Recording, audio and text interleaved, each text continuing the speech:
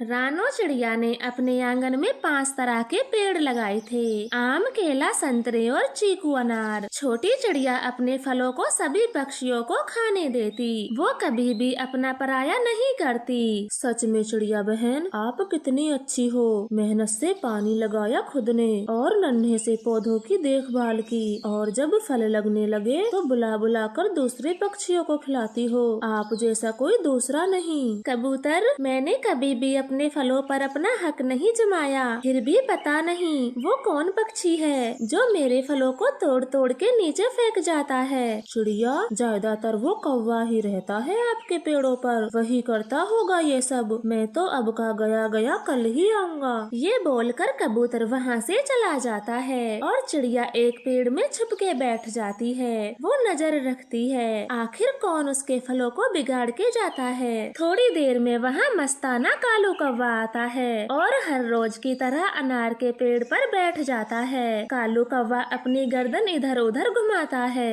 आज भी कोई नहीं है, सब चले गए। मैं हर रोज की तरह छोटी चिड़िया के पूरे अनार तोड़ तोड़ के नीचे फेंक दूंगा। ऐसे कालू कौवा अनार तोड़कर नीचे फेंकने लगता है। अच्छा, तो ये कालू कौवा है जो मेरे अनार बर्बाद कर रहा है। मैं अभी इसको सबक सिखाती हूँ। फिर रानो चिड़िया अपनी मजबूत लाठी उठाती है और कालू कौवे के पास जाती है। चिड़िया कालू की पिटाई शुरू करती है। चिड़िया बस करो, अब न मारो मुझे। मैं नहीं तोड़ूंगा तुम्हारे फल, नहीं तोड़ूंगा। ना ना कालू कौवे, मैं बताती हूँ तुम्हें दूसरों के फल कैसे तोड़ के नीचे गिराते हैं। फिर कालू कौवा वहाँ से भाग जाता है। तभी मिट्ठू तोता वहाँ आता है। चिड़िया बहन, आपने एकदम ठीक किया जो उस कालू कौवे को मार लगा दी। अब वो फिर से फल तोड़ के नीचे नहीं गिराएगा। बहुत मारा, यहाँ भी मारा, मेरी पूंछ पे भी मारा उस छोटी चिड़िया ने। मैं बता दूंगा, कालू कौवे से पंगा बहुत महंगा पड़ेगा उस चिड़िया को। ऐसे कालू दर्द से अपने घोंसले में सो जाता है। दूसरे दिन कालू अपने दोस्त के पास जाता है। आओ आओ कालू दोस्त, आज बड़े दिन बाद मेरे पास आना हुआ। टुन्नू मेरे यार, मेरी पड़ोस में एक चिड़िया रहती है। मैं चाहता हूँ तुम उसे अपने प्यार के चक्कर में फंसाओ, फिर उसे मार के उसका सब कुछ ले लेंगे। घर और 5-5 तरह के पेड़ भी हैं उसके। आइडिया तो अच्छा है, मेरा घर भी बहुत पुराना हो गया, मुझे बनाया हुआ घर भी मिल जाएगा। ऐसे योजना बना के दोनों दोस्त एक साथ चले जाते हैं और चिड़िया के घर से थोड़ा दूर बैठ जाते हैं। जाओ जाओ टुन्नू, वो चिड़िया अपने पेड़ों पे बैठी है। फिर टुन्नू चिड़ा उड़ता हुआ रानो चिड़िया के पास जाता है। मैं काफी देर से भोजन की तलाश में फिर रहा हूँ, क्या मैं आपके फल खा सकता हूँ? हाँ हाँ, क्यों नहीं, ये फल सबके लिए हैं, तुम खा सकते हो। फिर टुन्नू एक अनार खा लेता है। बहुत मीठा और स्वादिष्ट फल था तुम्हारा, बहुत बहुत धन्यवाद, मेरा पेट भर गया। आप नए पक्षी लगते हो, पहले तो कभी अपने जंगल में नहीं देखा। हाँ, मेरा नाम टुन्नू है, मैं आज ही आया हूँ आपके जंगल। अब मैं चलता हूँ, तुमसे बातें करके बहुत अच्छा लगा। मुझे अपने लिए नया घोंसला बनाना है, क्या तुम बता सकती हो सूखे तिनके कहाँ मिलेंगे? पहाड़ों पर सूखे घास के तिनके मिल जाएंगे आपको। ऐसे बोलकर टुन्नू चिड़ा वहाँ से चला जाता है। ये टुन्नू चिड़ा कितना ईमानदार और मेहनती पक्षी है, बिल्कुल मेरी तरह। क्या हुआ टुन्नू, चिड़िया ने तुमसे शादी की बात की? कालू यार, तू तो पागल है, इतनी जल्दी कौन शादी की बातें करता है, थोड़ा समय बीत जाने दे। फिर उस दिन के बाद टुन्नू चिड़ा अक्सर चिड़िया के फल खाने आता और चिड़िया से ढेर सारी बातें करता। अगर आप बुरा न मानो तो मैं आपसे एक बात करना चाहता हूँ। हाँ हाँ, बोलो टुन्नू चिड़े, आपको क्या बात करनी है? शादी, मैं तुमसे शादी करना चाहता हूँ। जब मैंने पहली बार देखा तो उसी दिन सोच लिया था शादी करूँगा तो तुमसे ही। ये बात तो मैं भी आपसे कहना चाहती थी, मुझे भी आप बहुत पसंद हो। फिर दूसरे दिन वो दोनों शादी कर लेते हैं। एक दिन कालू कौवा टुन्नू चिड़े से कहता है, टुन्नू यार, ये ले जहर, उस छोटी चिड़िया को आज खिला देना, वो मर जाएगी तो उसका मजबूत घर और 5 पेड़ हमारे। चिड़िया के मर जाने के बाद हम दोनों मौज से रहेंगे। फिर कालू से सीसी लेकर टुन्नू चिड़ा घर आता है। रानो चिड़िया बहुत खुश थी। टुन्नू जी आगे आप, मुझे आपको कुछ बताना है जिसे सुनकर आप खुशी से नाचने लगेंगे। क्या बात है, अब बता भी दो, मुझे ज्यादा इंतजार पसंद नहीं। टुन्नू जी मुझे बुलबुल दी ने बताया मैं माँ बनने वाली हूँ और आप पिता, बहुत जल्द ही हमारा अंडा आने वाला है, फिर हमारी जिंदगी खुशियों से भर जाएगी। ऐसे कहते हुए चिड़िया अपने पति के गले लग जाती है। उनके घर के बाहर पेड़ पर कालू कौवा बैठा इंतजार कर रहा था। वो तो चिड़िया के मरने की राह देखता है। नहीं, मैं रानो और उसके बच्चे को नहीं मार सकता। ये जहर की शीशी कालू कौवे को वापस दे के आता हूँ। क्या हुआ टुन्नू यार, चिड़िया मर गई? नहीं कालू दोस्त, मैं चिड़िया को नहीं मार पाया, वो अंडे देने वाली है। टुन्नू पागल मत बन, तेरी शादी एक नाटक है। अभी जा और चिड़िया को मार दे। कालू तू कैसी बातें करता है, मैं चिड़िया से प्यार करने लगा हूँ, मैं अपने परिवार को नहीं मार पाऊंगा। टुन्नू तो क्या मैं तुझे चिड़िया के साथ खुशी खुशी रहने दूंगा? कभी नहीं। अभी जाकर चिड़िया को तेरा सच बताता हूँ, फिर देखना चिड़िया ही तुझे अपने घर से बाहर निकाल देगी। कालू दोस्त कृपया अभी चिड़िया को मत बताओ, वो अंडा देने वाली है। सच जानकर बहुत दुख होगा। जब अंडा आ जाएगा तो मैं खुद चिड़िया को मार दूंगा। देख टुन्नू, इस बार अपनी जुबान से पीछे मत हट जाना। चिड़िया जैसे ही अंडा दे उसे मार देना।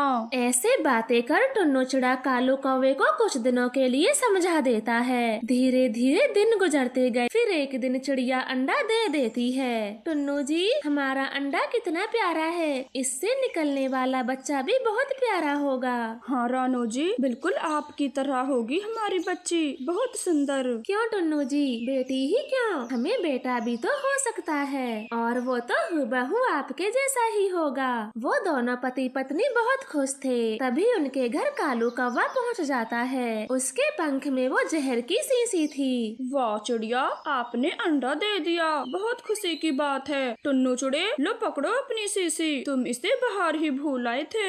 टुन्नू जी ये किस चीज की शीशी है और इसके अंदर क्या है? टुन्नू चिड़ा जानता था ये वही शीशी है जिसके अंदर जहर था। वो डरा डरा सा बोलता है, रानो इस शीशी में शहद है, मैं बाहर भूल आया था शायद। कालू अब तुम जाओ। ठीक है टुन्नू, जाता हूँ, मगर थोड़ा ध्यान रखा करो, ऐसे अपनी चीजें बाहर नहीं भूलते।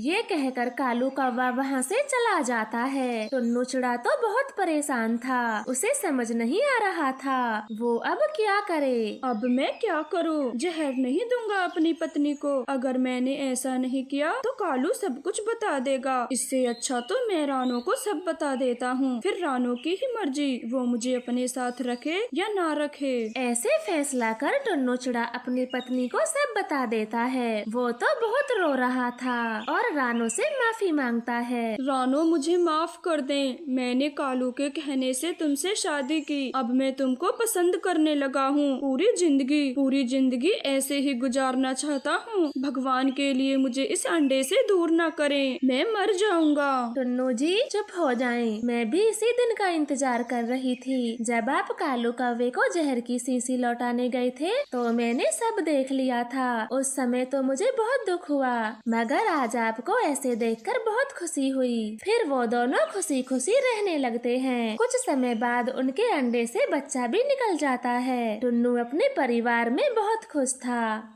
दूर पहाड़ों के जंगल में कालू गौरी नाम के पति पत्नी रहते थे। गौरी मेरी जान, आज मुझे व्यापार में बहुत मुनाफा हुआ है, मैं बहुत खुश हूँ। तो आज आप भोजन में मटर पनीर बनाओ। हाँ हाँ कालू, मटर पनीर के साथ में गुलाब जामुन भी बना देती हूँ, आपकी नौकरानी जो ठहरी। ये कैसी बातें करती हो गौरी, तुम तो मेरी पत्नी हो, ये सारी चीजें तो तुम्हें बनानी ही होंगी। ठीक है, अब गुस्सा ना करें, मैं आपके लिए मटर पनीर बना दूंगी। ये सुनकर कालू कौवा अपने काम पर चला जाता है और गौरी कभी गुस्से में बड़बड़ाती है। अब इस कालू कौवे की फरमाइशें पूरी करो। चलो बाजार सामान लेने। मैं तो पूरी तरह से नौकरानी बन गई हूँ। शादी क्या हो गई। फिर गौरी कव्वी अपना थैला उठाती है और बाजार को चली जाती है। रास्ते में उसे अपनी सहेली चंदा कव्वी मिल जाती है। अरे गौरी, इतनी सुबह सुबह थैला लेकर कहाँ भागी जा रही है? रुक जरा। चंपा कव्वी, रुकने का समय नहीं है मेरे पास। कालू के लिए मटर पनीर बनाना है और न जाने क्या क्या। जिस दिन से शादी हुई है मुझे तो एक पल के लिए चैन नहीं। नौकरों से भी बुरी हालत हो गई है मेरी। अरे गौरी, तू तो शादी के बाद बहुत दुखी लगती है। मुझे बता, मैं तेरी जरूर मदद करूंगी। चंपा, मैं तुझे क्या ही बताऊं। कहने को तो मैं एक अमीर कौवे की पत्नी हूँ, लेकिन घर में काम करके मेरी बुरी हालत हो रही है। मुझ में और एक नौकरानी में कोई फर्क नहीं। पूरा पूरा दिन काम में निकल जाता है। जरा भी सुकून से बिताने के लिए समय नहीं है मेरे पास। अरे रे, तेरी हालत तो बहुत खराब है। और मुझे देख, मेरे पति ने 2 शादियाँ की हैं। जरा भी काम नहीं करना पड़ता मुझे। मैं अपनी सौतन को धमकाकर सारे काम उसी से करवाती हूँ। मैं तो कहती हूँ तू भी अपने पति की दूसरी शादी करवा दे। ऐसे कहकर चंपा कव्वी वहाँ से चली जाती है। गौरी के मन में तो उसकी बातें घर कर जाती हैं। अरे वाह, इस चंपा कव्वी की जिंदगी तो बहुत अच्छी है। क्यों ना मैं भी कालू की दूसरी शादी करा दूं और अपनी सौतन से सारा काम किया करूंगी। फिर तो जिंदगी में मजे ही मजे हैं। मैं बैठ के खाऊंगी और मेरी सौतन बना के देगी। फिर रात हो जाती है। कालू कौवा अपने काम से घर आता है। गौरी कव्वी उसे मटर पनीर देती है। अरे वाह वाह वाह गौरी, क्या मटर पनीर बनाया है तुमने। कोई जवाब नहीं तुम्हारे पंखों का। बहुत स्वादिष्ट है। कालू जी, छोड़े मटर पनीर को, मुझे आपसे बहुत जरूरी बात करनी है। क्या बात करनी है गौरी? जल्दी बताओ, जल्दी बताओ। कालू, आप कितना काम करते हो और मैं आपका जरा भी ध्यान नहीं रख पाती, तो मैं सोच रही हूँ आपकी दूसरी शादी करा दूँ। ये बात सुनते ही कालू कौवा तो मन ही मन में बहुत खुश होता है और गौरी का मन लेते हुए कहता है, अरे अरे गौरी, ये क्या कह रही हो तुम? तुम्हारा दिमाग तो ठीक है ना? मैं दूसरी शादी नहीं करूँगा। कालू, आप मेरी बात को समझें। मुझसे इतने बड़े घर का काम नहीं होता, इसलिए आपको दूसरी शादी करनी ही होगी। ठीक है गौरी, ठीक है। तुम कहती हो तो मैं दूसरी शादी को तैयार हो जाता हूँ। ठीक है तो कालू, मैं कल से ही आपके लिए कोई कव्वी देखती हूँ। फिर वो दोनों पति पत्नी सो जाते हैं। अगले दिन गौरी कव्वी अपनी सहेली सुंदरी को घर पर बुलाती है। अरे गौरी, इतनी सुबह सुबह मुझे तूने क्यों बुलाया है? कोई जरूरी काम था क्या? देखो सुंदरी कव्वी, मुझे घुमा फिरा के बात नहीं करनी। मैं सीधे सीधे बातें करती हूँ। मेरे पति कालू का बहुत बड़ा बिजनेस है और कमाता भी अच्छा है और हमारा घर भी बहुत बड़ा है। पूरे जंगल में किसी पक्षी का नहीं है। तो क्या तुम मेरे कालू से शादी करोगी? गौरी कव्वी की ये बात सुनकर सुंदरी कव्वी सोच में पड़ जाती है। इससे शादी करके तो मेरे मजे ही मजे होंगे और ये गौरी भी पागल है। पर मुझे क्या, खुद से कह रही है तो मैं कर लूंगी शादी। मैं करूंगी शादी। हाँ गौरी, मुझे भी तुम्हारा कालू बहुत पसंद है। मैं करूंगी शादी। हम दोनों मिलकर इस घर में साथ साथ रहेंगे। हाँ हाँ सुंदरी कव्वी, तू एक बार शादी करके घर में तो आ जा, फिर देखेंगे हम कैसे साथ साथ रहते हैं। गौरी कव्वी ऐसे सोच रही थी, लेकिन कालू कौवा तो बहुत खुश था। वो सुंदरी कव्वी से कहता है, सुंदरी कव्वी, चलो नदी के उस पार मेरे खेत हैं। मैं आपको करीब से दिखा के लाता हूँ। ये कहकर कालू कौवा सुंदरी को अपने साथ ले जाता है। वो उसे जंगल की सैर कराता है और अपने खेतों में ले जाकर बातें करता है। ये ले मेरी छोटी पत्नी, अंजीर का फल खाएं, बहुत मीठा है ये। लाए लाए मेरे होने वाले पति, आपके हाथ से तो मैं जहर भी खा लूं। आप कितने अच्छे हो। हट पगली, ये क्या बोल रही है? मैं तुझे जहर क्यों दूं? तू तो मेरे सपनों की रानी बन के रहेगी और गौरी नौकरानी।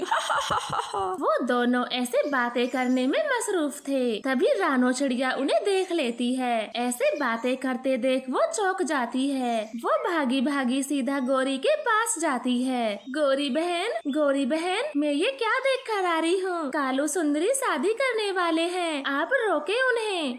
रानो, घबराने की कोई बात नहीं है, मैंने ही दोनों की शादी करने का फैसला किया है। ये क्या कह रही हो गौरी? तुम कालू की दूसरी शादी करवाना चाहती हो? तुम्हें पता तो है ना तुम्हें कितनी मुश्किलें आएंगी। सौतन को घर में लाना मरने के बराबर होता है, और तुम खुद ही अपने पंख पे कुल्हाड़ी मार रही हो। रानो चिड़िया, मैं गौरी कवि हूँ, गौरी कवि बिना सोच समझ के कुछ काम नहीं करती, तो तुम मेरी फिक्र करना छोड़ दें। ठीक है गौरी, आपने फैसला लिया है तो कोई बात नहीं, अब मैं जा रही हूँ यहाँ से, अपना ख्याल रखना। ऐसे गौरी को समझाकर रानो चिड़िया वहाँ से चली जाती है। कालू कौवा सुंदरी के प्यार में पागल था। वो सारा दिन उसी के साथ घूमता था। अपने घर तो सिर्फ भोजन खाने के लिए ही आता था। गौरी, जल्दी भोजन दे दें, मुझे बहुत भूख लगी है। कालू, आप ये बिरयानी खाएं, जब तक मैं सुंदरी कवि के घर जाती हूँ शादी की तारीख पक्की करने, उसे भी तो बताना है। ये कहकर गौरी कवि सुंदरी के घर जाती है। वो देखती है कि सुंदरी किसी से बातें कर रही थी। सुंदरी, कब कर रही हो उस कालू से शादी? मुझे तुम्हारा उसके साथ घूमना फिरना अच्छा नहीं लगता। भूरे जी, बस कुछ दिनों की ही बात है। जैसे ही वो मुझसे शादी करते हैं, मैं सारा कुछ लेकर आ जाऊंगी और आपके साथ चल दूंगी जंगल छोड़ के। सुंदरी, जो भी करना है जल्दी करें, मुझे वो कालू कौवा बहुत बुरा लगता है। मैं किसी दिन उसका खून कर दूंगा। आखिर किसको पसंद है अपनी पत्नी को दूसरे पक्षियों के साथ घुमाना? सब्र करें पति जी, मैं बहुत जल्द ही उसका सब कुछ लूटने वाली हूँ। बस एक बार शादी हो जाने दें। वो दोनों पति पत्नी ऐसे बातें कर रहे थे और गौरी उनकी सारी बातें सुन लेती है। खबरदार सुंदरी की बच्ची, जो मेरे कालू के आसपास भी दिखी, मैं तेरे पंख काट दूंगी दोनों। मैं तेरे और इस भूरे के पंख काट दूंगी। ये क्या कह रही हो गौरी? तुम ही तो मेरी शादी कालू से करवाना चाहती थी, फिर आज ऐसे मना क्यों कर रही हो? बदमाशो, मुझे नहीं पता था तुम मुझे और मेरे कालू को लूटना चाहती है, लेकिन मैं ऐसा होने नहीं दूंगी। मैंने तुम दोनों की पूरी बातें सुन ली हैं, अब ये शादी नहीं होगी। ऐसे कहते हुए गौरी कवि घर चली जाती है। बताएं गौरी जी, किस दिन की निकली है हमारी शादी? चुप करके बैठ जाएं, शादी आपकी कोई शादी नहीं होगी। और उस सुंदरी कवि के सपने देखना बंद करें, वो पहले से ही शादीशुदा है। और चुपचाप काम पे जाएं। मैं शाम को मटर पनीर बना के रखूंगी और साथ में गुलाब जामुन। बेटा जग्गू, इस बार मैं आपको एक भी पटाखा नहीं दिलाऊंगा। कालू, आप मेरे बेटे को पटाखा दिलाने से मना क्यों कर रहे हो? जंगल के सारे पक्षी पटाखे जलाएंगे, मेरा बेटा क्या उनका मुंह देखेगा? भूल गई गौरी, पिछली बार जग्गू ने कबूतर की पूंछ में पटाखा लगा दिया था, बेचारे की पूरी पूंछ ही जल गई। कालू जी, आप अभी तक उस कबूतर का दुख मना रहे हो, मैं तो कब का भूल गई। अब चुप करके जाओ और मेरे जग्गू को पटाखे दिला दो, वो भी उसके पसंद के, वरना मुझसे बुरा कोई नहीं होगा। देख लेना गौरी, ये जग्गू कोई न कोई शैतानी जरूर करेगा। कालू कौवा अपनी पत्नी गौरी से बहुत डरता था। वो उल्लुओं की दुकान से जग्गू को पटाखे दिलाने चला जाता है। पापा, मुझे सबसे बड़ा वाला रॉकेट चाहिए और तेज आवाज करने वाला पटाखा। जग्गू बेटे, अभी तुम बच्चे हो, बच्चे वालों ही पटाखे लो, बड़े वाले मत लो, वरना तुम्हें चोट लग जाएगी। नहीं पापा, मुझे बड़े वाले ही चाहिए, वरना मैं आपकी शिकायत मम्मा से कर दूंगा। अपने बेटे जग्गू की यह बात सुनकर कालू कौवा डर जाता है और उसे ढेर सारे पटाखे दिला देता है। जग्गू तो पटाखे देखकर बहुत खुश होता है और मन ही मन सोचने लगता है, इस बार तो कबूतर अंकल की खैर नहीं, पिछली बार थोड़ा सा क्या जलाया था, पूरे जंगल में फैला दी बात। और टुन्नू अंकल को तो अच्छा सबक सिखाऊंगा, बड़ा भाषण दे रहा था मुझे। ऐसे सोचकर जग्गू काफी सारे पटाखे लेकर घर आता है। आगे जग्गू, पापा ने किसी चीज के लिए मना तो नहीं किया? नहीं मम्मा, मैंने ढेर सारे पटाखे लिए हैं, अब उस कबूतर अंकल को तो छोड़ूंगा नहीं, मैं जा रहा हूँ। ऐसे कहकर जग्गू कौवा घर से भाग जाता है। देख लिया गौरी, गया जग्गू शैतानी करने, और आप तो उसे जरा भी नहीं डांटती। चुप कर जाए कालू, मेरा बेटा मुझ पे गया है और मुझे किसी से डर नहीं लगता। डरपोक तो आप ही बहुत हो। मिट्ठू अंकल, आपने कहीं कबूतर अंकल को देखा है? हाँ जग्गू, मैंने उन्हें नदी की तरफ जाते देखा है। वैसे तुम्हें क्या काम? मिठाई, ये मिठाई दी है मम्मा ने। ये कहकर जग्गू कौवा भागा भागा नदी पर जाता है और कबूतर से बोलता है, कबूतर अंकल नमस्ते।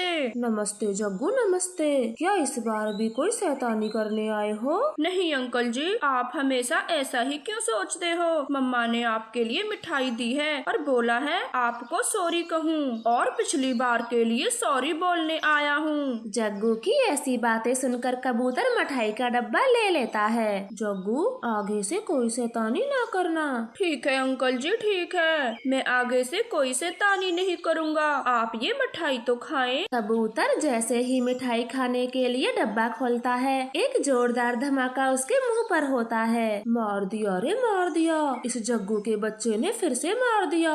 मुझे मिठाई के डब्बे में बम दिया। खाओ खाओ मिठाई खाओ, आया ना मजा मिठाई खाकर। अब जाता हूँ टन्नू अंकल के पास, उन्हें भी तो मिठाई देनी है। बेचारा कबूतर तो घायल हो जाता है और जग्गू हंसता हुआ टुन्नू चिड़े को ढूंढने चला जाता है। दूर रहो जग्गू, दूर रहो, आप कोई न कोई शैतानी जरूर करते हो। हटो दूर, मेरे पास मत आओ। टुन्नू अंकल, आप ऐसा क्यों बोल रहे हो? आपने जो पिछली बार मुझे सिखाया था, मुझे सब याद है, इसीलिए मैंने तो पटाखे खरीदे ही नहीं, मैं तो मिठाई लाया हूँ। बहुत अच्छे जग्गू बेटे, बहुत अच्छे। सुनकर मुझे बहुत खुशी मिली कि आप मेरी बातों पर अमल कर रहे हो। अब मैं चलता हूँ, मुझे कुकू के लिए मिठाई लानी है। अंकल जी, आपको मिठाई लाने की कोई जरूरत नहीं, मैं भी तो मिठाई लाया हूँ, आप ये ले जाएं। जग्गू की ऐसी बातें सुनकर टुन्नू चिड़ा मिठाई ले लेता है और जल्दी से अपने घर जाता है। टुन्नू जी, आप इतनी जल्दी मिठाई कहाँ से लेकर आ गए? हमारे जंगल में ही मिठाइयों की दुकान खुली है क्या? नहीं रानो जी, ये मिठाई तो मुझे जग्गू ने दी है। जग्गू को मेरी सिखाई हुई बातें अभी तक याद हैं और उसने मुझे सॉरी बोला। टुन्नू जी, मुझे नहीं लगता उस गौरी का बेटा जग्गू कभी सुधर जाएगा।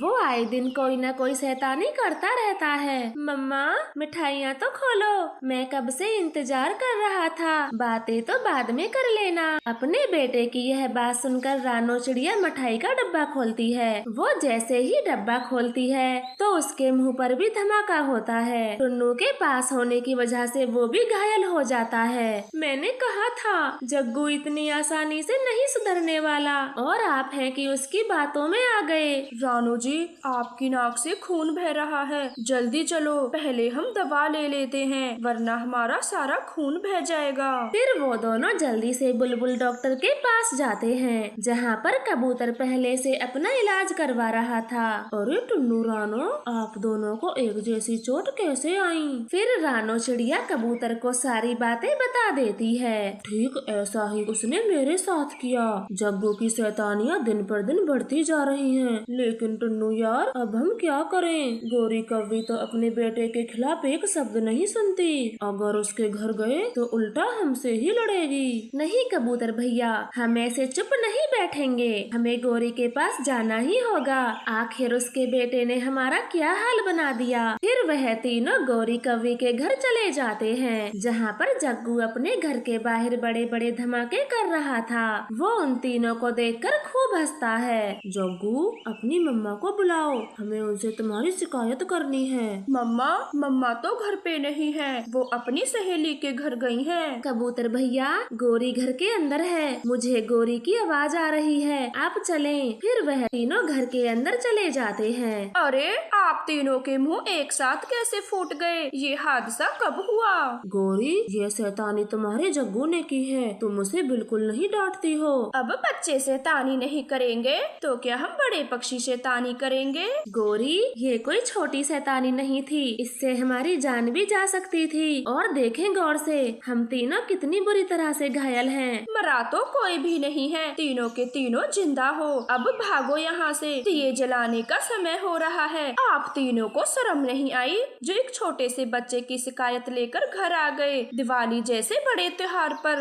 गौरी कौवे की इतनी कड़वी बातें सुनकर वो तीनों वहाँ से चले जाते हैं। गौरी दिए जलाने के लिए जग्गू को आवाज लगाती है। जग्गू बेटे, ओ जग्गू बेटे, अपने पापा के साथ दिए जलवा दे, सारी रात पटाखे ही फोड़ता रहेगा। मम्मा, मुझे बड़ा मजा आया उन तीनों का एक सा मुँह देखकर। हाँ जग्गू बेटे, तूने तो मुझे खुश कर दिया। तीनों के मुँह देखकर हंसने लायक थे, जोकर लग रहे थे, जोकर। फिर वह तीनों खुशी खुशी दिए जलाना शुरू करते हैं। जग्गू पटाखों की थैली दियों के पास रखकर भूल जाता है। धीरे धीरे आग पटाखों की थैली में लग जाती है और गौरी कौवे के पास ही एक साथ कई सारे पटाखे जल जाते हैं। जग्गू, ये तूने क्या किया?